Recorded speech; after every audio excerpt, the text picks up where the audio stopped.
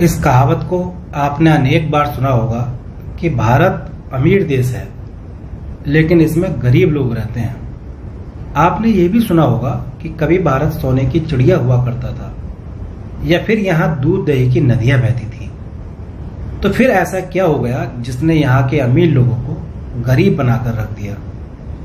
ऐसे कौन से हालात बन गए जिनके चलते इस अमीर देश के लोग गरीब बन गए? हम तरह तरह के जवाब दे सकते हैं। हम कह सकते हैं कि देश में चारों ओर भ्रष्टाचार फैला हुआ है। भारत का बहुत सा धन विदेशी बैंकों में जमा है।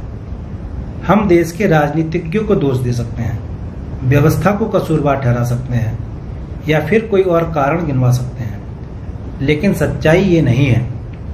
सच्चाई यह है कि इसके लिए हम खुद कसूरवार हैं। आप ये जानकर बुरी तरह चौंक जाएंगे, हैरान रह जाएंगे कि भारत जैसे विशाल देश के केवल 3% लोग ही सम्मानजनक कमाई कर रहे हैं। सम्मानजनक कमाई से मेरा मतलब है कि जिसका ब्यौरा आयकर विभाग में दर्ज हो। वित्त मंत्रालय की रिपोर्ट बताती है कि जो 3% लोग इनकम टैक्स भरते हैं उनमें सभी 89% की सालाना आय अधिक से अधिक 5 लाख रुपए है। इस 3% लोगों का केवल 1.3% भाग ऐसा है जिसकी आय 20 लाख रुपए से अधिक है। आप खुद सोच सकते हैं कि भारत के लोग कितना कमाते हैं। देश की अधिकांश जनता आज भी उसी पुरानी परंपरा को निभा रही है जिसमें एक कमाता है और बाकी सब बैठकर खाते हैं।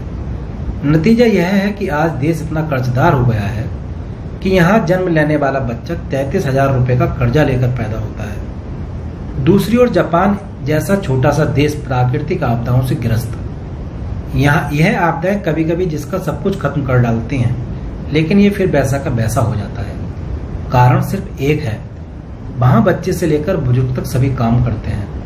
उनका दावा है कि अगर उनका सब कुछ छीन लिया जाए तो भी वे मात्र 6 महीने में सब कुछ वापस पाने की ताकत रखते हैं। अधिकांश लोगों की मानसिकता आज भी यही है कि औरतें केवल घर और बच्चे संभालने के लिए होती हैं, बच्चे केवल पढ़ने के लिए होते हैं, तो युवा केवल नौकरी करने लायक होते हैं। अभिभावक अपना सभी कुछ लुटाकर बच्चों को पढ़ाते हैं तो केवल इसलिए ताकि उन्हें कोई नौकरी मिल जाए और उनकी जिंदगी का गुजारा हो जाए। आज की जरूरत है कि आज हर कोई कमाए। मेरी नजर में हर स्टूडेंट, महिला, नौकरी पेशा, अशक्त और अधिक उम्र का व्यक्ति बिजनेस करके बखूबी कमा सकता है और आर्थिक तंगी को ठोकर मार सकता है। हर इंसान में, चाहे वह किसी भी स्थिति में है, एक बिजनेसमैन बनने की काबिलियत होती है। कौन व्यक्ति कौन सा बिजनेस कर सकता है, ये बात उसको सोचनी है। यदि वह सोच नहीं सकता तब वह हमारी फाउंडेशन के पेज पर जा सकता है। वहां आपको उम्र के हिसाब से बिजनेस की एक अच्छी लिस्ट मिल जाएगी और हमारी टीम आपको उस व्यवसाय करने में पूरी मार्गदर्शन भी देगी। केवल सोच बदलने की आवश्यकता है, सच्चाई को समझने की जरूरत है। फिर गरीबी, मजबूरी, तंगी, गुजारा, बदहाली, कमजोरी जैसे शब्द की डिक्शनरी ही नहीं रहेगी। ये शब्द डिक्शनरी से गायब हो जाएंगे। आज हमारे देश के लोग फेसबुक चैटिंग करके, टिकटॉक वीडियो बनाकर अपना कीमती समय व्यर्थ कर रहे हैं। लेकिन अगर वे फेसबुक पर जापान के लोगों से जुड़ जाएं तो पता चलेगा कि वहां का हर व्यक्ति फेसबुक पर भी केवल बिजनेस की ही बात करता है। वे फेसबुक पर जैसी सोशल साइट्स का प्रयोग पूरा फायदा अपने बिजनेस के लिए उठाता है। वह अपना प्रोडक्ट साथियों को दिखाता है, उसका प्रचार करता है, उसके लिए मीटिंग्स बुलाता है। यानी बच्चे से लेकर बुजुर्ग तक सबके दिमाग में बिजनेस घुसा हुआ है। भला ऐसे लोगों को कोई गरीब कैसे बना सकता है? मेरा आपसे एक ही निवेदन है कि अगर आपको ये वीडियो पसंद आए, उपयोगी लगे और ये लगे कि हर व्यक्ति के लिए इसको सुनना व देखना जरूरी है, तो अपने मित्रों, अपने रिश्तेदारों, अपने परिचितों, अपने परिवार के लोगों के साथ अवश्य शेयर करें। आपका ये छोटा सा प्रयास अनगिनत लोगों की जिंदगी बदल सकता है, उन्हें आर्थिक रूप से मजबूत कर सकता है। वे अपने आर्थिक परेशानियों को आपकी बदौलत दूर करने में कामयाब हो सकते हैं। तो आगे बात करते हैं। आज वह जमाना नहीं रहा जब घर का एक व्यक्ति कमाता था और बाकी सब बैठकर खाते थे। आज भारत के हर व्यक्ति को कमाने के मामले में जापानी बन जाने की जरूरत है। रहन सहन के जो तौर तरीके वक्त के साथ बदले हैं, उनके चलते दुनिया की ताल से ताल मिलाने के लिए आज हर भारतीय को बिजनेसमैन बन जाने की जरूरत है, चाहे कोई स्टूडेंट हो या घरेलू महिला, चाहे कोई शहरी व्यक्ति हो या ग्रामीण, चाहे कोई नौकरी करता है या बेरोजगार है। वक्त की जरूरत है कि आज सभी बिजनेस के कट्स को समझें। स्वयं की, अपने घर की, अपने समाज और अपने देश की तरक्की तभी है जब आप आर्थिक रूप से सुदृढ़ होकर भारत की अर्थव्यवस्था में अपना उल्लेखनीय योगदान दें। आप हैरान होंगे कि भारत जैसे विशाल और समृद्ध देश को भी छोटे छोटे देशों के सामने कर्ज के लिए हाथ फैलाना पड़ रहा है। भारत आज दुनिया का 5वां सबसे बड़ा कर्जदार देश है, जिस पर लगभग 14 लाख करोड़ रुपए का कर्ज है। आप हैरान होंगे कि हर भारतीय पर 33,000 रुपए का कर्ज है। देश की आय का एक बहुत बड़ा हिस्सा कर्ज का ब्याज चुकाने में चला जाता है। रुपए की कीमत अमेरिकी डॉलर के सामने काफी कम है। कर्ज भी किन देशों का है? उन देशों का जो भारत के मुकाबले जनसंख्या व क्षेत्रफल के मुकाबले बहुत छोटे हैं। यानी भारत में मैन पावर सबसे बड़ी होते हुए भी इसे छोटे छोटे देशों के सामने उधार मांगना पड़ रहा है। आप आखिर इसका क्या कारण मानते हैं?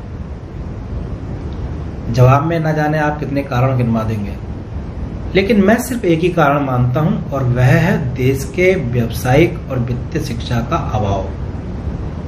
क्या आपको नहीं लगता कि स्कूल, कॉलेज और शिक्षा के संस्थान आज बेरोजगारी की फैक्ट्री बनकर रह गए हैं? क्या आपको नहीं लगता कि जिंदगी के 20 सर्वश्रेष्ठ साल स्कूल या कॉलेज में गुजारने के बाद जब युवा बाहर आता है तो उसकी आंखों के सामने अंधेरा होता है। उसे समझ नहीं आ रहा होता कि अब क्या किया जाए। परिवार के लोग भी किसी छोटी मोटी नौकरी की तलाश करने को कहते हैं। कितनी विडंबना है कि देश को आजाद हुए 65 वर्ष से अधिक समय हो गया, लेकिन हम अभी भी गुलाम मानसिकता के साथ जी रहे हैं। आज हम अपने बच्चे की शिक्षा पर कर्ज लेकर भी खर्च कर रहे हैं, लेकिन सिखा उन्हें यही रहे हैं कि अच्छा पढ़ लिख जाएगा तो कहीं बढ़िया नौकरी मिल जाएगी। आखिर कितने माता पिता ऐसे होंगे जो ये चाहते हैं कि उनका बेटा या उनकी बेटी बड़ी होकर एक कामयाब बिजनेसमैन बने? कितने माता पिता अपने बच्चों को फाइनेंस की शिक्षा दिलवाते हैं? पिछले दिनों हम लोगों ने कुछ सेमिनार किए जिसमें बच्चों से पूछा गया कि वे बड़े होकर क्या बनना चाहते हैं। केवल 25% बच्चे ही जवाब दे पाए। 70% का जवाब या तो ये था कि उन्हें नहीं मालूम, मम्मी पापा जैसा कहेंगे वैसा कर लेंगे, या फिर यह था कि अभी तो वे पढ़ रहे हैं, पढ़ाई खत्म करने के बाद ही इस बारे में सोचेंगे। जिन 25% ने जवाब दिया उन्होंने भी बस तुक्के ही मारे थे। कोई कहता था डॉक्टर बनेगा, तो कोई कह रहा था इंजीनियर, कोई जज बनने की बात कह रहा था, तो कोई सेना का अधिकारी या जिला अधिकारी बनना चाह रहा था। जब ऐसे बच्चों से ये पूछा गया कि वे इसके लिए क्या खास तैयारी कर रहे थे, तो कोई बच्चा जवाब नहीं दे पाया। मैं आज भी ये नहीं समझ पा रहा कि भारत के अधिकांश स्कूलों में जो शिक्षा दी जा रही है उसका आखिर आधार क्या है। मैट्रिक तक की सभी विद्यार्थियों को एक जैसे विषय आखिर क्यों लादे जा रहे हैं? जिस बच्चे को बड़ा होकर डॉक्टर बनना है उसे गणित, संस्कृत, इतिहास, भूगोल विषय क्यों पढ़ाए जा रहे हैं? उनको पढ़ाने का औचित्य क्या है? बहुत ही पेचीदा स्थिति है। ऐसा क्यों है कि जब बच्चा पढ़ाई पूरी करके स्कूल या कॉलेज से बाहर आएगा तभी उसके बारे में तय किया जाएगा कि वह आगे क्या करेगा। बचपन में ही बच्चों की रुचियों को देखते हुए उसके भविष्य की रूपरेखा तैयार क्यों नहीं की जाती? आज जब देश आर्थिक तंगी से जूझ रहा है, हर बच्चे को बेकार की शिक्षा देने की बजाय बिजनेस की शिक्षा क्यों नहीं दी जाती? ऐसा क्यों नहीं होता कि जब बच्चा स्कूल या कॉलेज से निकले तो कमाना सीख चुका हो, अपने पैरों पर खड़ा हो जाना सीख चुका हो? आज की शिक्षा युवाओं को किस गर्त में धकेल रही है? इसका सबूत यह है कि देश में बेरोजगारी की राष्ट्रीय औसत 3.8% है। पिछले 5 साल में 0.1% को ही रोजगार मिल पाया है। सच्चाई यही है कि आज जो बेरोजगारों की फौज खड़ी है उसका सबसे बड़ा कारण ऐसी शिक्षा है जो केवल भाषण पिलाती है, कमाना नहीं सिखाती। आप जरूर जानना चाहेंगे कि दूसरे देशों में किस तरह की शिक्षा दी जाती है। मैं आपको दुनिया में अति धनवान शामिल कार्लोस स्लिम के बारे में बताता हूँ। जब वे 5 साल के थे तो उनके पिता ने उन पर व्यंग्य कसा था, तू आखिर कमाता ही क्या है? स्लिम की माँ ने बुरा माना और उन्होंने कहा भला 5 साल की उम्र में कैसे कमाना ये सीख जाएगा? पिता का जवाब साफ था, कमाई के गुर सीखने के लिए उम्र यही होती है, अब नहीं सीखेगा तो फिर कब सीखेगा? और फिर पिता ने सलीम को एक सीए के पास बिजनेस की शिक्षा लेने के लिए पहुंचा दिया। स्कूल टाइम में ही सलीम पैसे से पैसा बनाने की कला सीख गया। उसने इस दौरान ही शेयर बाजार में प्रवेश किया, शेयर खरीद लिए। सभी जानते हैं कि जब सलीम स्कूल की पढ़ाई पूरी करके बाहर आया तो एक खासा बिजनेसमैन बन चुका था। आज भी दुनिया के टॉप अमीरों में शामिल है। विकसित देशों में यही हो रहा है। बच्चों को बचपन में बिजनेस करना सिखाया जाता है। भारत में बच्चों को नौकरी का पाठ पढ़ाया जाता है। उसे जवान होने तक भी इस काबिल नहीं माना जाता कि उसे पैसे या बिजनेस की शिक्षा में पारंगत कर दिया जाए। बिजनेस या पैसे की शिक्षा देगा भी कौन? क्या वे लोग जो खुद शिक्षक की नौकरी कर रहे हैं और जिन्हें निजी स्कूलों में नाम मात्र वेतन दिया जा रहा है, या फिर वे स्कूल जो चला रहे हैं लेकिन शिक्षा का अर्थ तक ठीक से नहीं जानते? सवाल बहुत गंभीर है और हम सभी को इसका जवाब तलाश करना है। लेकिन ये तय है कि जब तक अभिभावक अपनी सोच नहीं बदलेंगे और बच्चे को बचपन से आर्थिक तौर से सुदृढ़ बनाने की योजना नहीं बनाएंगे, तब तक भारत कर्जदार ही रहेगा और करोड़ों युवाओं में एक छोटी सी नौकरी पाने की होड़ लगी रहेगी। आज वक्त की जरूरत है कि भारत का हर इंसान बिजनेसमैन बने। जो लोग नौकरी में खुश हैं कि घर ठीक ठाक चल रहा है, उन्हें समझ जाने की जरूरत है। दुनिया की कोई भी नौकरी इतना नहीं दे सकती कि जिंदगी हमेशा ही मजे से चलती रहे। लाखों रुपए का वेतन पाने वाले का खर्चा भी लाखों में पहुंच जाता है। उन्हें अपने समान वेतन पाने वाले के समान ही स्टेटस बनाना पड़ता है। और कोई भी नौकरी ऐसी नहीं होती जिसमें 100% ये कहा जा सके कि वो स्थायी है। हर नौकरी पेशा व्यक्ति को भी बिजनेस के गुर सीखने चाहिए। नौकरी के साथ साथ भी कोई ना कोई बिजनेस जरूर होना चाहिए। मेरा नौकरी करने वालों से विरोध नहीं है। हर किसी की आर्थिक स्थिति ऐसी नहीं होती कि वह तत्काल कोई बिजनेस कर सके। मेरा विरोध उन लोगों से है जो नौकरी पाने के बाद अपने भविष्य की चिंता को छोड़ देते हैं। घर में अगर दाल रोटी ठीक ठाक चलने लगे तो संतुष्ट हो जाते हैं। मेरा विरोध उन लोगों से भी है जो नौकरी में एक ही पद पर जीवन गुजार देते हैं। आखिर क्या फायदा है कोई क्लर्क के पद पर लगे और 35-40 साल बाद क्लर्क के पद से ही रिटायर होकर घर बैठ जाए? जो इतने वर्षों में तरक्की ना कर सके, उसका क्या फायदा? अपने क्षेत्र में मुझे खास तौर से इस बात के लिए जाना जाता है कि मैं एक आम इंसान के हितों से सरोकार रखता हूँ। आम आदमी की तरक्की के बारे में सोचता हूँ। ऐसे लोगों से लड़ता झगड़ता भी हूँ जो हाथ पर हाथ रखे बैठे रहते हैं। जो शिक्षा, कैरियर व रोजगार को लेकर मार्गदर्शन चाहता है, उसका मैं स्वागत करता हूँ। हम सभी जानते हैं कि देश की 3/4 आबादी गाँव में रहती है, जहाँ युवाओं को सही मार्गदर्शन नहीं मिल पा रहा है। ग्रामीण युवा विशेष तौर से निराशा का सामना कर रहा है।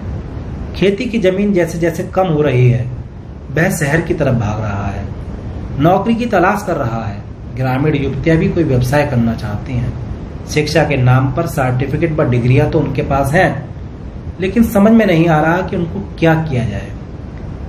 आगामी मेरे लेक्चर्स में मेरा प्रयास यह है कि प्रत्येक व्यक्ति को बिजनेस करना सिखाऊं, चाहे वो स्टूडेंट हो या बेरोजगार, चाहे अशिक्षित महिलाएं हों या फिर रिटायर्ड व्यक्ति।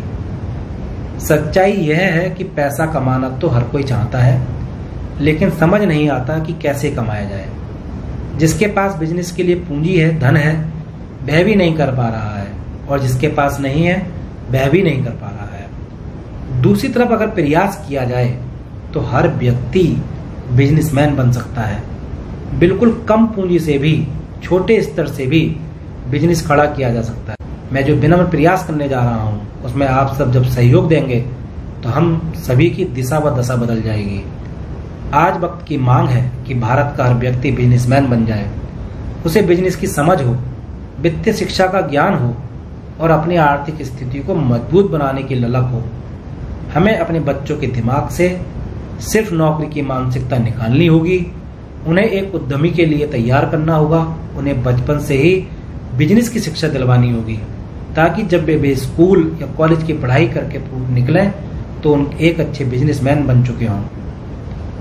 अंत में मैं आशीष गौतम, CEO अक्षिका आराध्य फाउंडेशन, सभी दर्शकों एवं श्रोताओं को धन्यवाद देता हूं कि आप निश्चय ही उन्नति करना चाहते हैं, तभी आपने अपना समय दिया। आप सभी बिजनेस में बुलंदियों को छुएं। सभी का एक बार पुनः धन्यवाद। जय हिंद, जय भारत।